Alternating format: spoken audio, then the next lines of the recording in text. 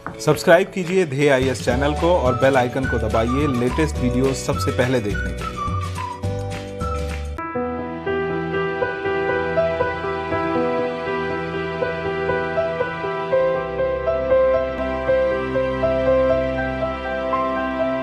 नमस्कार, मैं सुनील वर्मा ध्येय आईएएस टीम की ओर से आपका स्वागत करता हूं ध्येय टीवी पर। हम बात करेंगे डेली करंट अफेयर्स के अपने प्रोग्राम पर, जैसा कि हम प्रतिदिन करते आए हैं। पिछले वीडियो में हम बात कर रहे थे भारत चीन संबंध नेहरू से मोदी तक। तो जो हमने पहला भाग देखा था उसमें हमने यह समझा था कि आखिर भारत चीन के संबंध ऐतिहासिक रूप में कैसे थे, मध्यकाल में कैसे थे और आज़ादी के समय कैसे थे। फिर हमने आपको यह समझाने का प्रयास किया था कि दोनों देशों में समानता और असमानता के बिंदु कौन से हैं।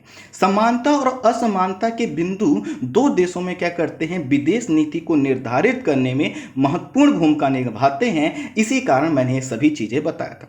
फिर मैंने आपको बताया था कि जब हम आज़ाद हुए तो हमने स्वतंत्र विदेश नीति अपनाया और स्वतंत्र विदेश नीति में हमने कहा कि हम क्या करेंगे, चीन के साथ मिलकर एशिया का पुनरुत्थान करेंगे। अर्थात भारतीय जो है कि नेतृत्व ने यह समझा कि हमें क्या करना है, चीन के साथ मिलकर विकास की एक नई गाथा लिखना। लेकिन वहीं पर जो चाइना 1949 में माओ से तुंग के नेतृत्व में आज़ाद हुआ नया चाइना बना, वो बहुत घातक था। वह जो है कि गिरगिट था। वह एक ऐसा देश था जिस पर कभी हमें भरोसा नहीं करना चाहिए था। लेकिन उस समय के जो हमारा नेतृत्व करता समूह था उसको चीन पर अति भरोसा था और उसी के कारण हिंदी चीनी भाई भाई के जो है कि नारे लगाते हुए हम घूमते थे।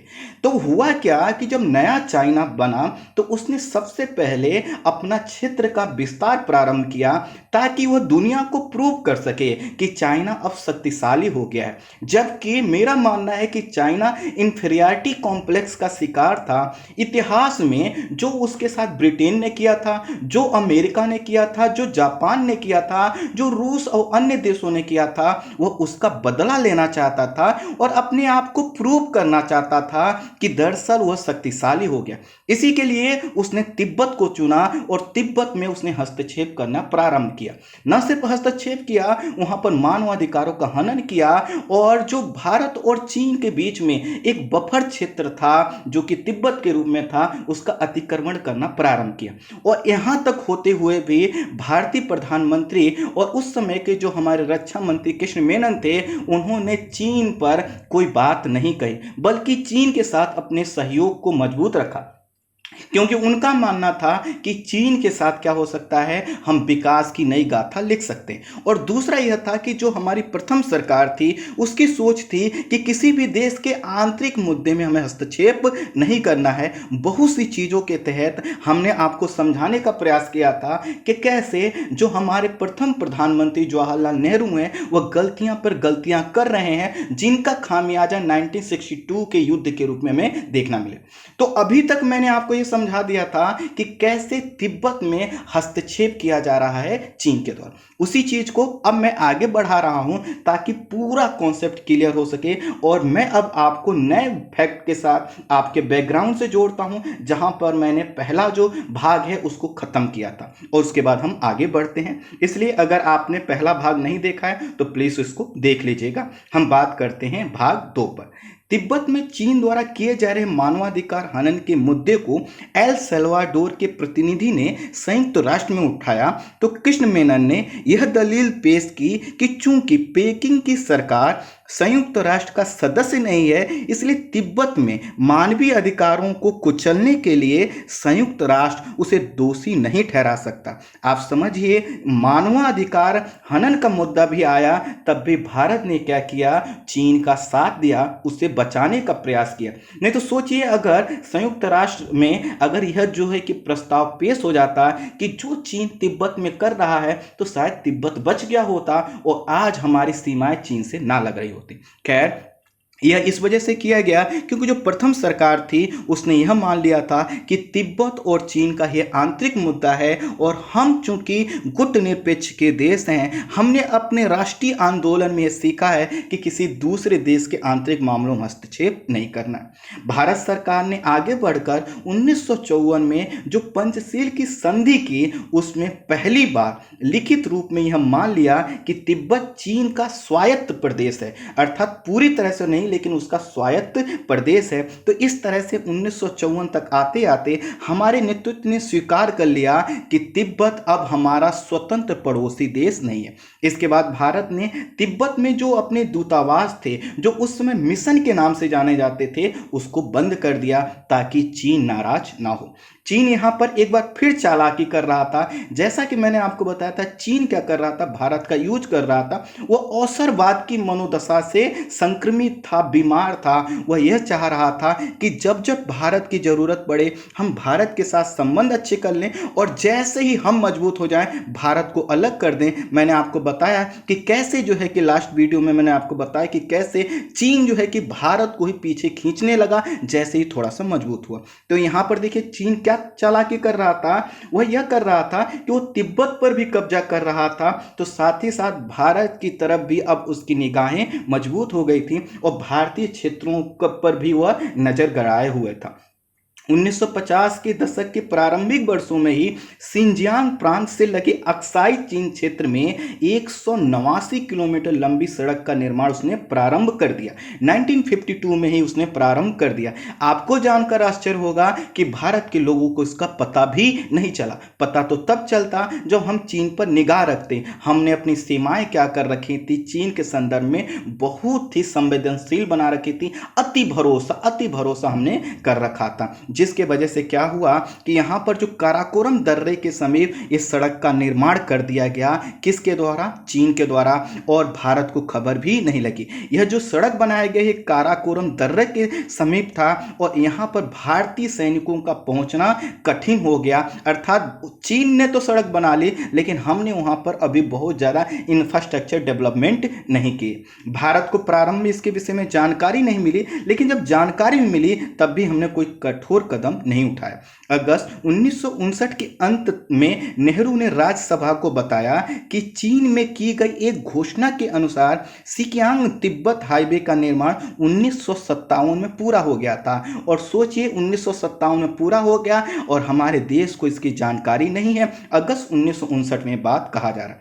5 सितंबर जो है कि 1959 को राष्ट्रपति डॉक्टर राजेंद्र प्रसाद ने प्रधानमंत्री को पत्र लिखा क्या कि उन्होंने कि मेरा मानना है कि रक्षा तथा सुरक्षा के लिए व्यवस्थाएं करने हेतु एक योजना बनाई जानी चाहिए। आगे राष्ट्रपति इसमें यह भी लिखते हैं कि उत्तर पूर्वी सीमा को अंकित करने के लिए वहां कम से कम मैकमोहन रेखा तो है, लेकिन दूसरी तरफ लद्दाख क्षेत्र की जो सीमा है अस्पष्ट है। इसलिए वहां पर कुछ ना कुछ ऐसी योजना बनाई जानी चाहिए जिससे रक्षा और सुरक्षा मजबूत हो सके।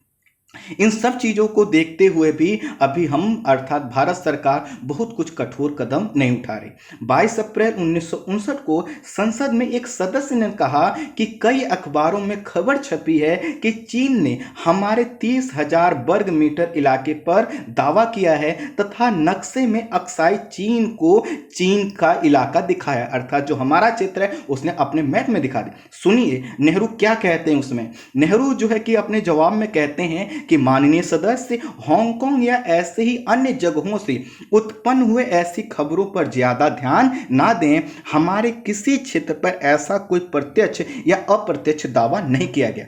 अब भारतीय प्रधानमंत्री नरेंद्र मोदी जी ने भी यही बात कहा था कि वह हमारे सीमा में नहीं घुसे हैं। कुल मिलाकर जो अभी की कंडीशन है वह वहां की कंडीशन से मेल खाती हुई नजर आती।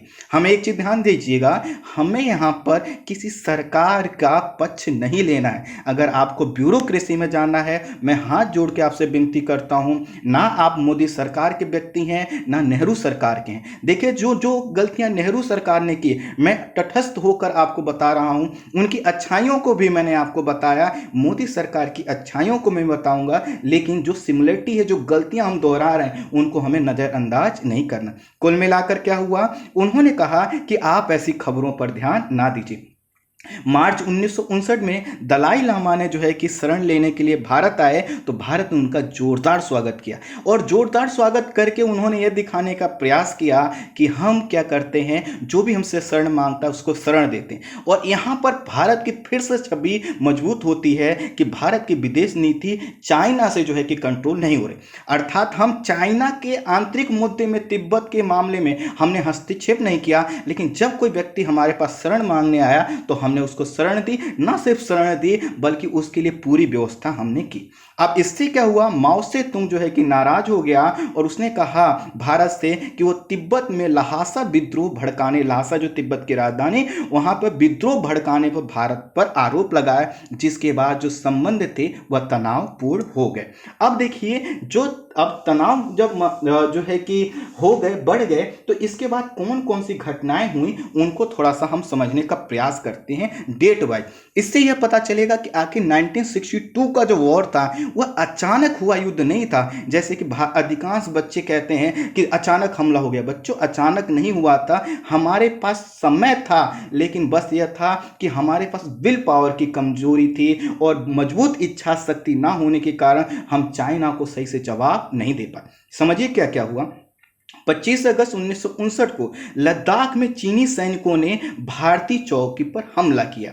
8 सितंबर 1959 को चीन ने मैकमोहन लाइन को ही स्वीकार करने से इनकार कर दिया, कहा हम इस लाइन को स्वीकार ही नहीं करते। अर्थात पहले अगर आप देखें तो पश्चिम में हमला हुआ, उसके बाद जो पूरब में हमारा मैकमोहन लाइन है उसको क्या किया, अस्वीकार कर दिया। 20 अक्टूबर 1959 को चीनी सैनिकों ने अक्साई चीन में गश्त कर रहे भारतीय सैनिकों पर हमला किया और हमारे 9 सैनिक शहीद भी हो गए।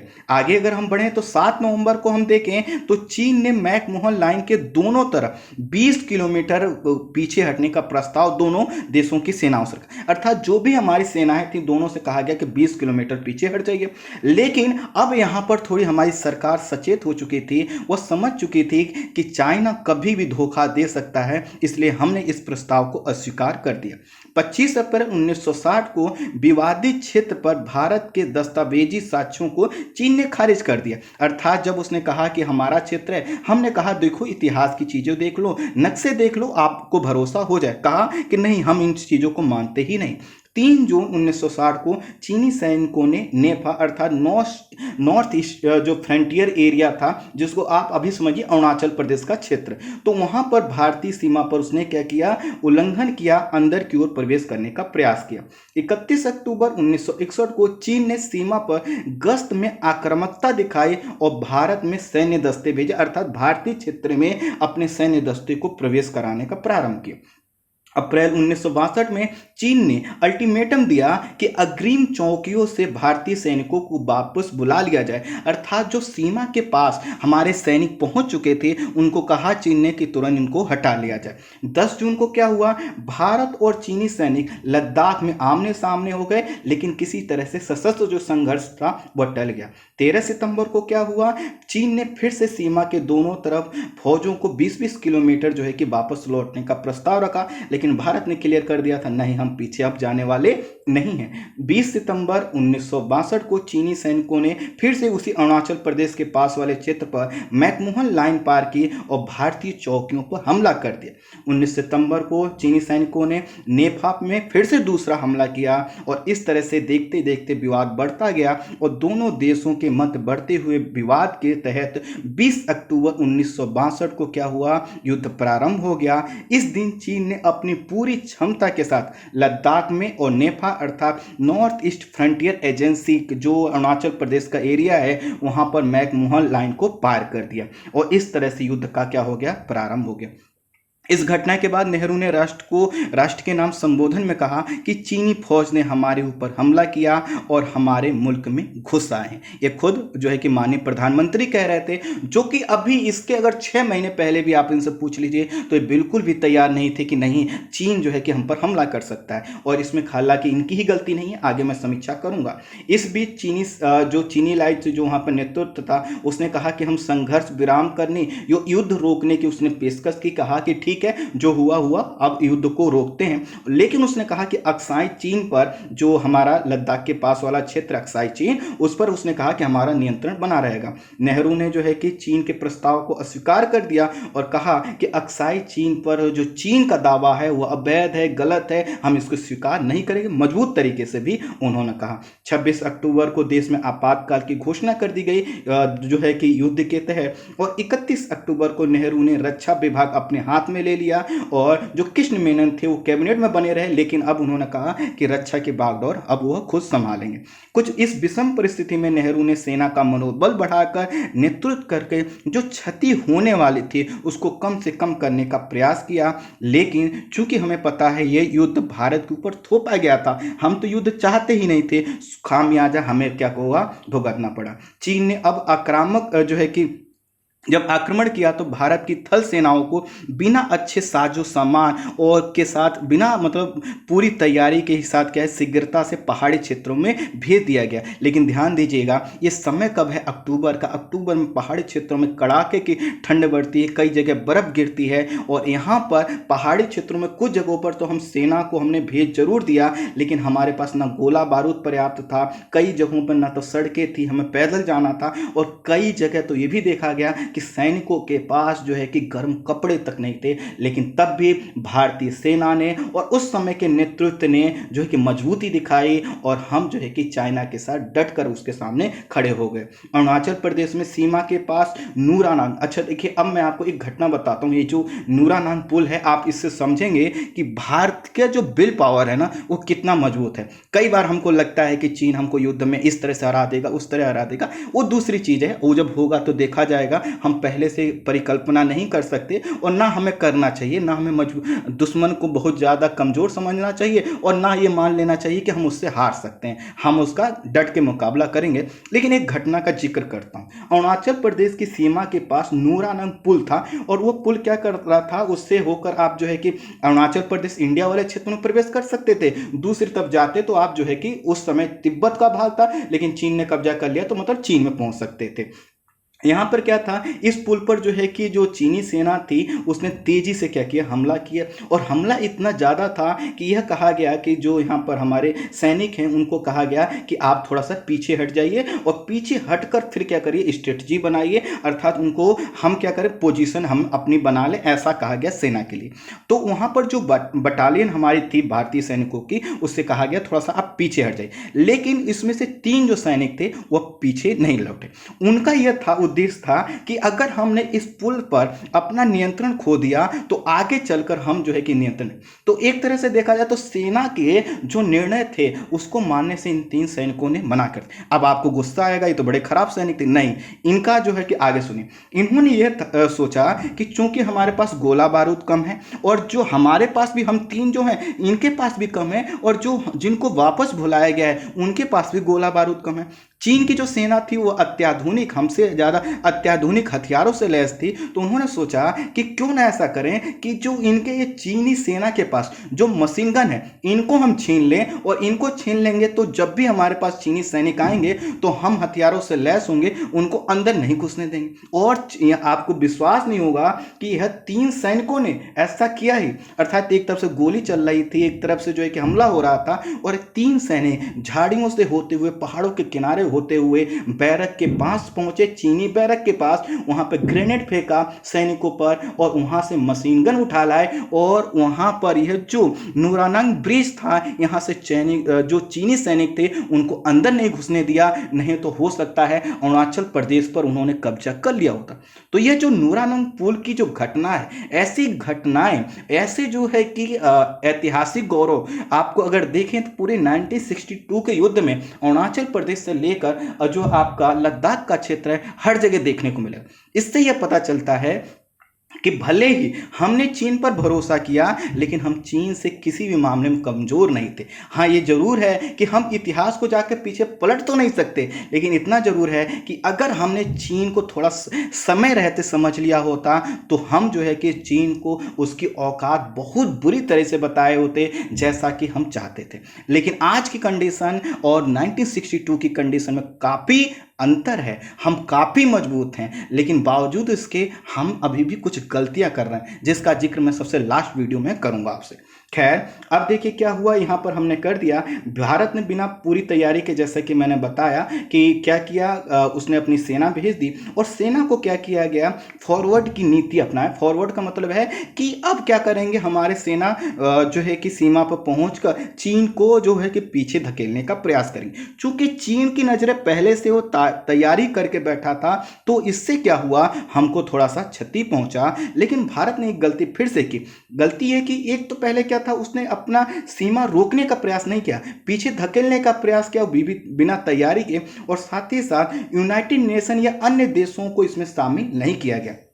अब इस तरह से क्या हुआ कि कहीं ना कहीं हमको जो है कि खामियाजा भुगतना पड़ा। तो चीनी आक्रामकता से नेहरू स्तब्ध हो गए, इसलिए बाद में उन्होंने कहा कि अमेरिका और ब्रिटेन से कहा कि हमें मदद की जरूरत है। लेकिन 20 नवंबर 1962 को ही चीन ने एक तरफा युद्ध विराम की घोषणा कर दी, और लेकिन अक्साई चीन वाला जो क्षेत्र था वो भारत के हाथ से जा चुका था। 1962 के युद्ध से प्रधानमंत्री जवाहरलाल नेहरू पर दबाव आया, जिन्हें भारत पर चीनी आशंका को समझने में असफल रहने वाले प्रधानमंत्री के रूप में जाना है। नेहरू ने स्वयं स्वीकार किया कि भारतीय अपनी समझ की दुनिया में रह रहे थे और हम आधुनिक दुनिया की सच्चाई से दूर थे, अर्थात हम चीन को समझ नहीं पाए कि आखिर चीन क्या सोच रहा है, हम क्या सोच रहे थे। क्योंकि मैंने बताया ही कि जो नेहरू थे, उनकी जो नीति थी वो बहुत ही शांत प्रिय नीति थी। वह चीन को एक भाई के रूप में देखते थे, और मैंने आपको उन सभी चीजों का जिक्र किया। जवाहरलाल नेहरू की आत्मकथा लिखने वाले एस गोपालन ने लिखा कि चीजें इतनी बुरी तरह गलत हुई कि अगर ऐसा वाकई में ना हुआ होता तो इस पर यकीन करना मुश्किल होता कि वास्तव में ऐसा कभी हो सकता था। चीन ने फायदा उठाते हुए अक्साई चीन पर नियंत्रण बनाए रखा, तथा वास्तविक नियंत्रण रेखा अर्थात एलएसी तो बनी, लेकिन वह भी अस्पष्ट थी। आज भी आप देखेंगे तो जो एलएसी है वह चीन कहता है कि यह वाली एलएसी है, हम कहते नहीं यह वाली नहीं, यह वाली। तो कहीं ना कहीं कि वही हमने ये देखा कि कैसे हम तिब्बत को खो दिए, कैसे हमने जो है कि अक्साई चीन को खोया, और उसके पीछे कारण क्या था कि चीन की नीतियों को हम सही समय रहते समझ नहीं पाए और हमने अति भरोसा किया। इन परिस्थितियों में राष्ट्रपति राधाकृष्णन ने कहा कि नेहरू की सरकार अपरिपक्व थी और तैयारी के संदर्भ में लापरवाह थी। सोचिए, वही नेहरू हैं जिनकी ओजस्विता को हम देखते हैं, जिनका नेतृत्व जब हम भारतीय आंदोलन में देखते हैं तो हमको लगता है कि कितना शानदार जो है कि चमत्कारिक नेतृत्व इनके पास है। लेकिन क्या हुआ कि यह अति मोहभंग, अपने आदर्शवाद के शिकार हो गए थे, और उसकी वजह से पूरे देश को खामियाजा भुगतना पड़ा। समीक्षकों का मानना है कि इस लापरवाही के लिए सिर्फ नेहरू को जिम्मेदार नहीं ठहराया जा सकता। जैसा कि मैंने अभी तक आपको बताया भी कि सिर्फ नेहरू इसमें नहीं थे, इसमें दो और नाम जोड़े जाने। पहला नाम था कृष्ण मेनन का, जो कि उस समय रक्षा मंत्री थे, और जो है कि कृष्ण मेनन ने क्या किया, नेहरू को जो है कि चीन की वास्तविकता से परिचित ही नहीं करवाया। क्यों नहीं करवाया कि दरअसल क्या था कि जो कृष्ण मेनन थे खुद क्या करते थे, यह बहुत ज़्यादा चीन के प्रति आशावादी थे। इनकी जो सोच थी वो हल्की से साम्यवाद की ओर थी, और इसके वजह से क्या हो गए, इन्होंने ज़्यादा भर। इसीलिए कहा जाता है कभी भी किसी आइडियोलॉजी से अगर आप जुड़ते भी हैं तो आप ध्यान रखिए उस आइडियोलॉजी से आपको ज़्यादा नुकसान नहीं होना चाहिए। हालांकि मेरा तो मानना है कि आप जितना तटस्थ रहेंगे, न्यूट्रल रहेंगे, आप उतने ज़्यादा तार्किक होंगे। लेकिन अगर आप किसी आइडियोलॉजी को फॉलो भी करते हैं तो इसका मतलब ये नहीं है कि अति कर दीजिए। जैसा कि मैं आपके कमेंट पर कई बार देखता हूँ, कई बार आप जो है कि जो बोलते हैं उसमें झलक जाता है। आप किसी सरकार को ऐसे खारिज करते हैं या किसी सरकार को ऐसे महान बनाते हैं और बिना तर्कों के। ये गलत बात है। ये गलत इसलिए है क्योंकि जो ब्यूरोक्रेट्स है उसके अंदर ये चीज़ें नहीं होनी चाहिए। अब देखिए, पहला नाम आया कृष्ण मेनन, दूसरा नाम आता है लेफ्टिनेंट जनरल बीएम कॉल का, जो कि उस समय क्या थे, लेफ्टिनेंट जनरल थी, जिनके पास नेतृत्व करने का हमने क्षमता देखा था, और उनको हमने क्या किया, सेना प्रमुख बनाया था। यह जो लेफ्टिनेंट जनरल बीएम कॉल थे, इनके पास ये माना जाता है कि बड़े युद्ध से निपटने की क्षमता कम थी, लेकिन कृष्ण मेनन की वजह से इनको बनाया गया था। और कई बार तो इनके ऊपर ऐसे भी आरोप लगते हैं कि यह जो अपने अधिकारियों की हंसी उड़ाते थे, मजाक उड़ाते थे, उनकी खिल्ली उड़ाते थे, कई चीज़ें। तो इनका भी एक नाम होता है कि क्योंकि इन्होंने भी क्या है, जो वास्तविक स्थिति जो चल रही थी 2 साल से, अर्थात जैसा कि मैंने पूरा घटनाक्रम बताया 1959 से लेकर 1962 तक का जो पूरा सिनारियो था, उसको सही से बहुत मजबूत तरीके से सरकार के सामने नहीं रख पाए, और सरकार भी क्या है कि अपने मोहभंग में उसी में फंसी रही। कुल मिलाकर इनका भी जिम्मेदारी वहां पर बनती। यहाँ पर यह भी स्पष्ट हो गया जब हमने 1962 का युद्ध लड़ा कि भारत का जो खुफिया तंत्र है वो काफ़ी कमज़ोर है और दिशा विहीन है, क्योंकि वह इतनी बड़ी गंभीर चीज़ों को भी नहीं समझ पाया कि आखिर चीन क्या क्या कर रहा है। तो कहीं ना कहीं ये भी एक विफलता को दिखाता है। भारत ने यहाँ से जो सबक सीखा वह यह था कि अपने देश को हर क्षेत्र में मजबूत बनाना है, हर परिस्थिति में संभालने के लिए तैयार रहना है, और सबसे बढ़कर नेहरू की हिंदी चीनी भाई भाई की विदेश नीति को अब परिवर्तित करने का समय आ गया था। 1962 की लड़ाई के बाद भारत और चीन दोनों ने एक दूसरे के यहाँ से अपने राजदूत वापस बुला लिए। हालांकि बहुत सूक्ष्म स्तर पर दोनों देशों की राजधानियों में एक छोटा सा मिशन जरूर काम कर रहा था, लेकिन 1962 के बाद हमारे जो संबंध थे, जो राजनयिक डिप्लोमेटिक संबंध थे, वह खत्म हो गए। आगे चलकर मैं बताऊंगा कि वो 1976 में बनते हैं। सोचिए 1962 में हमारे संबंध खत्म होते हैं, फिर 1976 में जाकर वो संबंध फिर से बढ़ते हैं। भारत की चिंता अब जल्द से जल्द सीमा क्षेत्र में आधारभूत संरचना को मजबूत करने और सैन्य ताकत को बढ़ाने की थी। इसीलिए आप एक कॉन्सेप्ट सुनेंगे कि यहाँ के बाद क्या होता है, बहुत से संगठन जैसे मान लीजिए बॉर्डर रोड ऑर्गेनाइजेशन, सेनाओं के लिए जो है कि अनेक प्रकार के आधारभूत संरचनाओं के लिए स्ट्रेटेजिक रोड, बहुत सी चीजों का निर्माण हम यहीं से करना क्या कर देते हैं, प्रारंभ कर लेते हैं। भारत चीन संघर्ष से उत्पन्न हुए विवाद को एशियाई क्षेत्र के लिए सुरक्षा के दृष्टिकोण से चिंताजनक माना गया, और इसी के कारण जो है कि आगे चलकर जो है कि श्रीलंका, इंडोनेशिया, मिस्र आदि देशों ने एक कोलंबो प्रस्ताव रखा, और कोलंबो प्रस्ताव के तहत यह कहा गया कि दोनों देशों को जो है कि सीमा विवाद का समाधान करना चाहिए। चीन द्वारा किए गए जो यह प्रयास थे, जो धोखेबाजी थी, इसमें वह क्या है कि ना तो उसने कोलंबो प्रस्ताव को माना, ना किसी चीज़ को माना, और उसने युद्ध की कंडीशन क्रिएट कर ही दी। तो चीन जो यह कर रहा था, तो इसको देख रहा था बहुत चुपके से बैठा हुआ पाकिस्तान, और पाकिस्तान ने भी अपनी रणनीति का हिस्सा बना लिया धोखेबाजी देना, और वहीं से क्या हुआ, वह एक गलतफहमी का शिकार हो गया। गलतफहमी का शिकार यह हो गया कि 1962 में चीन ने क्या किया है, भारत पर हमला करके भारत को कमजोर करने का प्रयास किया है। तो अब हम क्या कर सकते हैं, भारतीय क्षेत्रों पर कब्जा कर सकते हैं। इसी के कारण 1965 में पाकिस्तान ने जम्मू कश्मीर में घुसपैठ प्रारंभ कर दिया, और फलस्वरूप 1965 में भारत पाकिस्तान युद्ध शुरू हो गया।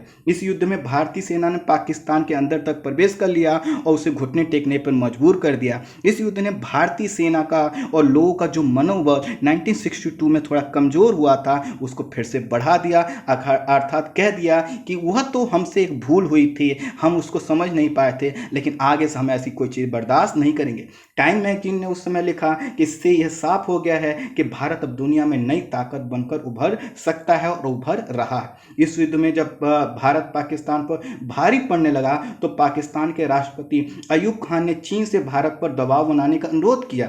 चीन ने पाकिस्तान की मदद करने के लिए भारत को एक तरह से अल्टीमेटम दिया कि वो सिक्किम की सीमा पर नाथुला और जेलेपला की सीमा चौकियों को खाली कर दे, क्योंकि वह जो है कि क्या है, सीमा पर स्थित है और उससे उसको दिक्कत है। इससे चीन के साथ चला आ रहा तनाव और हमारा बढ़ गया, अर्थात सिर्फ 1962 में जो हुआ वो ख़त्म नहीं हुआ। आगे चलकर मैं बताऊंगा कि कैसे 1967 और आगे आने वाले समय में चीन को इतनी मुंह की खानी पड़ी जिसका उसने कभी सोचा भी नहीं रहा हो। सभी चीज़ों को बहुत डिटेल में हम डिस्कस करेंगे। भारत ने जब यह क्या हुआ, जब ऐसा चीन की तरफ से कहा गया, तो चूंकि वह युद्ध लड़ रहा था पाकिस्तान के साथ, तो उसने नज़ाकत को समझते हुए जेलेपला दर्रा खाली कर दिया, लेकिन नाथुला जो दर्रा है उस पर कब्जा बनाए रखा, और जेलेपला दर्रा पर आज भी चीन का क्या है, कब्जा है। जो नाथुला दर्रा है वो हमारे लिए महत्वपूर्ण है, वह तिब्बत सिक्किम सीमा पर है, जिससे होकर पुराना गैंगटोक यांगतुंग लहासा व्यापार मार्ग गुजरता है। उस पर अभी तक हमने नियंत्रण बनाया। कई बार चीन ने उस पर जो है कि कूद फांद मचाने का प्रयास किया, लेकिन उसका कोई फर्क हमारे ऊपर नहीं पड़ा। तो कुल मिलाकर हमने ये समझा कि देखिए जब हम आज़ाद हुए तब की विदेश नीति और 1962 के बाद 1965 तक आते आते हमारी विदेश नीति काफ़ी परिवर्तित हो चुकी। अब हम समझेंगे अगले वीडियो में 1965 के बाद आखिर डोकलाम विवाद कैसे हुआ, अर्थात क्या 1965 के बाद भी कुछ कमियां रह गई थी कि हम डोकलाम विवाद देखते हैं। इसके अलावा कई जो है कि नोकझोंक देखेंगे, चाहे हम 1998 का परमाणु परीक्षण हो या कई, तो कुल मिलाकर आगे आने वाला जो टॉपिक है वो भी काफ़ी इंटरेस्टिंग है और आपकी समझ के लिए काफ़ी इंपॉर्टेंट है। तो इस वीडियो में इतना ही। Thank you so much.